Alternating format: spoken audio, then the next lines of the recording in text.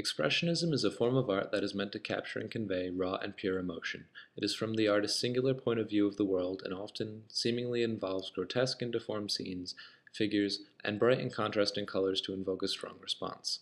Die Brücke, or The Bridge, emerged in 1905. It is a collective of artists brought together by Ernst Ludwig Kirchner, Fritz Bleyl, the two who met first, Erich Heckel, and Carl Schmidt Rotloff, all of them architectural students in Dresden, which is where the group remains situated. It attracted members such as Otto Müller, Emil Nold, and Max Pechstein. It was intended as a bridge of knowledge combining the past and present for the future, as well as a bridge between man's repressed longing to emote whatever fills him with passion, which is often attributed and links Die Brücke with Freud and psychoanalysis. The group was formed to bring together artists who felt that urban bourgeois society was oppressive in every sense, smothering the brilliance of life out of people. They came together to create and publicly display art that challenged the bourgeois world, to call for the removal of man from the city's dark and twisted lifestyle, and to move back into the civil, almost rural lifestyle. This glorifying return to past values in such an avant-garde sense led them back to older techniques of producing art, but outfitted for the new world, such as linoprint as a reform of woodblock printing. The group formally disbanded in 1913 when Kirchner published the Chronik der Brücke, or the Chronicle of the Bridge. Der Blaue Reiter, or the Blue Rider, formed in 1911, just before the disbanding of Die Brücke. The group was centered in Munich, consisting of Russian to German immigrants, led by Wassily Kandinsky, adopting the name of the group from one of his prints, and Franz Marc, but other prominent names included Alexej von Jelensky, Augusta Macke, Gabriel Munter, and Marianne von Werfken. Der Blaue Reiter shared many of the same ideas as Die Brücke, but wanted to branch off in a more spiritual direction, following a spiritual movement at the time called Theosophy. Kandinsky and his friends believed that each mark and area of color represented a spiritual idea, and thus should harmonize within the work.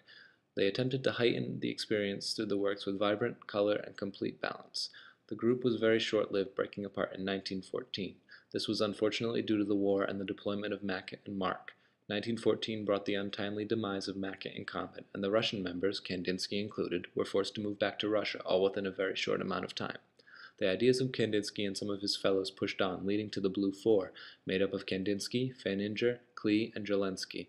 They spoke and exhibited in the United States, but were not nearly as effective in moving as the original movement. Carl Schmidt Rotloff's Berlin Night Workers was created in 1925 after the collapse of Die Brücke, though the piece remains a perfect example of expressionism and a prime shot at the content of Die Brücke's span of creation. The work is overall very jarring and intimidating. Two androgynous faces blankly loom in the center of the portrait, made of angular, blocky sections of color, the figure on the right seemingly to curve around the figure on the left, as if it were to step around them or turn away, or even block them from the viewer, the other having a raised eyebrow in the direction of the viewer. The background is even more disjointed, indistinguishable strokes of color framing the figures. The color in the painting is very vibrant, most of the piece containing a sickly hue of green. The painting has a dark intensity, with each color being very saturated. Nothing is washed out. There is no definitive detailed texture in the work, but the paint strokes create their own unique texture for the piece overall. There is minimal use of contour line, which blends in with the shadows of the facial planes and clothing of the subjects. There is a repetition of vertical strokes in the painting. Dramatic shifts in planes in the features of the subject are made of differently directioned strokes. The piece is meticulously balanced.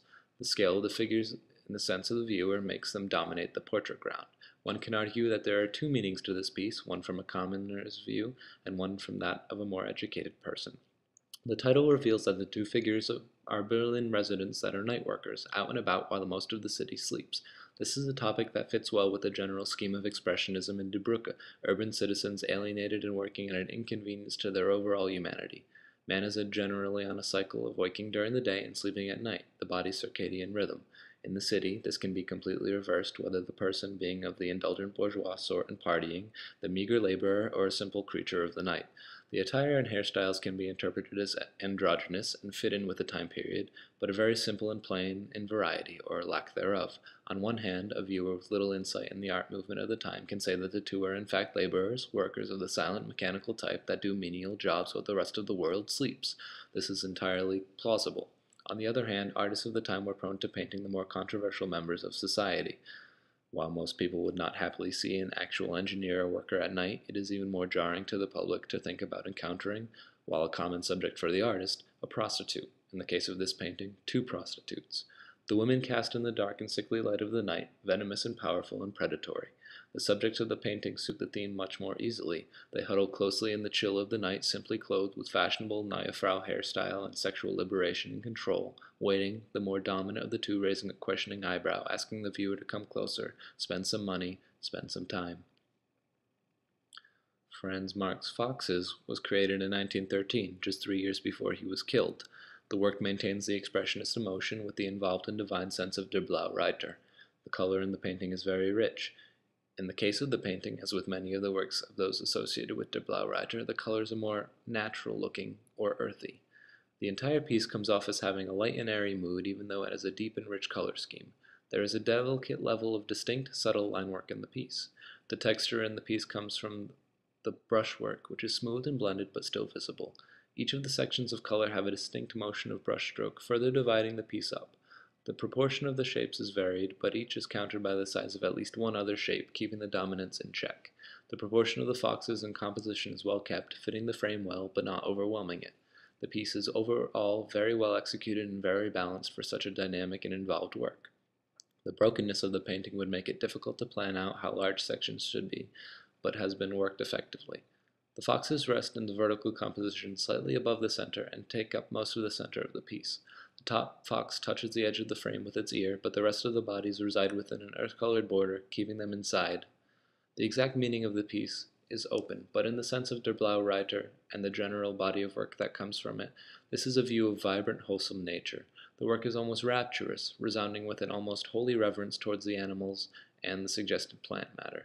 The broken-up composition could even be pushed to say that it suggests a stained-glass window, which is a thing meant to inspire meditation and reflection on life and holiness, in short, spiritualism. As with many Blaue Reiter works, this is meant to inspire people to find peace, joy, happiness, relief, and other emotions of the positive spectrum in the natural world. German Expressionism may have faded rather quickly in lieu of other artistic movements that would have been more radical, but it lives on through history, through the people that viewed the art, through the people that created the art, and through those that supported the artists.